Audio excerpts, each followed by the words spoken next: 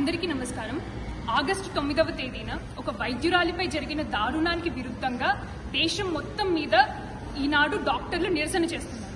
కానీ ఈ నిరసన కేవలం డాక్టర్ల వరకు మాత్రమే పరిమితం కాకుండా ప్రతి ఒక్క రంగంలో ప్రతి ప్రజానికం దేశంలోని ప్రతి ఒక్కరూ నిరసనకి పూనుకుంటే తప్ప మాకు దీనికి న్యాయం జరగదు అని మేము భావిస్తున్నాము.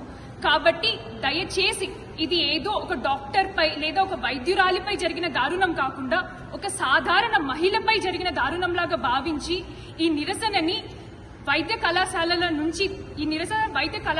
నుంచి దాటి ప్రతి ఒక్క రంగంలో ప్రతి ఒక్కరూ ఈ నిరసనకి పూనుకోవాలని, మాకు తోడుగా నిలవాలని మేము ప్రతి ఒక్కరిని ప్రార్థిస్తూ అర్థిస్తూ చేస్తున్న నిరసన ఇది.